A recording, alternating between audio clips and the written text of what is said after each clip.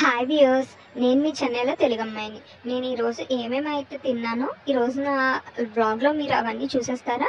రండి మరి చూసేద్దే. కానీ ఫస్ట్ నేను ఏం చేశానంటే నిమ్మ సోడా తీసుకున్నానండి. నిమ్మ సోడా 10 రూపాయలే అన్నారు. సరే ఎంత వస్తుందా క్వాంటిటీ అని చెప్పేసి చూద్దాం అనుకున్నాను. క్వాంటిటీ అండ్ క్వాలిటీ కూడా రెండు బాగున్నాయండి. 10 రూపాయల కంటే చాలా బెటర్ అని చెప్తాను నేను. వేరే చోట్ల 20 రూపీస్ అంటున్నారు, ఇంత ఇస్తున్నారు. దాని తర్వాత ఏమైందంటే ఎందుకో కానీ చల్లగా చెరుకు రసం తాగాలనిపించిందండి. ఇంకా ఏం చేద్దాము అని చెప్పి అనుకుంటే ఇంతలో ఇంకా తాగాలనిపించింది కదా, ఇంకా తాగేశాను. ఈ చెరుకు రసం వచ్చి 20 రూపీస్. ఓకే, బాగుంది. కొంచెం నిమ్మరసం కూడా వేసి ఇచ్చారు. దాని తర్వాత అలా వెళ్తూ ఉంటే నా కళ్ళకి జామకాయలు కనిపించాయండి. జామకాయలు ఇది వరకు అయితే మన చెట్లకు రోజు అంటే ఎక్కడైనా జామ చెట్లు ఉండడం వల్ల కాసేసి మనం ఎప్పుడు కాలితే అప్పుడు తినేసేవాళ్ళం. కానీ ఇప్పుడు ఏంటంటే జామకాయ చెట్లు కూడా ఇంటి దగ్గర తగ్గిపోవడం వల్ల అసలు ఇంకా జామకాయలే ఉండట్లేదు కదండి. ఎందుకో జామకాయలు తీసుకోవాలనిపించింది. అడిగితే 4.20 అన్నాడు.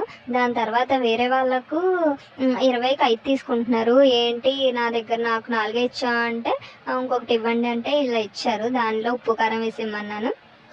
చూసారు కదా, ఇవైతే 20 రూపీస్. దాని తర్వాత ఇంకా ఈ బజ్జీ మిక్చర్ బండి దగ్గరికి అయితే వెళ్ళానండి. ఈ బజ్జీ మిక్చర్ బండి దగ్గర నేను ఏంటంటే ఎందుకు ఫాస్ట్ ఫుడ్ తినాలనిపిస్తుంది కదా అని చెప్పేసి వెళ్ళిపోయానండి. వెళ్ళిపోయాక అక్కడ నేను ఒక 2 బ్రెడ్ బజ్జీస్ తీసుకున్నాను. దాని తర్వాత ఇంకా టమాటో మిక్చర్ తీసుకున్నాను. 2 బ్రెడ్ బజ్జీస్కి 40 రూపీస్ తీసుకున్నాడు. టమాటో మిక్చర్ 30 రూపీస్ తీసుకున్నాడు. నేను ఎప్పుడు బ్రెడ్ బజ్జీ తినలేదండి. బ్రెడ్ బజ్జీలో వాడు ఆ పెరుగు చట్నీతో పాటు టమాటో సాస్ కూడా వేసాడు. నాకు అది అంత అంటే నచ్చలేదండి.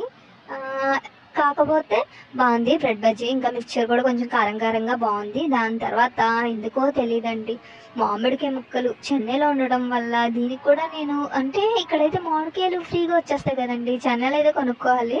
ఇప్పుడు తెలిసిందనమాట, ఆ పెయిన్ తెలిసింది. ఓహో ఇలా ఉంటుంది కదా అని చెప్పేసి. సో అందుకని చెప్పి ఇక్కడ మామిడికాయలు తినేసానండి, మామిడికాయ పీసెస్. సరే అండి, మీరైతే నా వ్లాగ్ చూసారు కదా.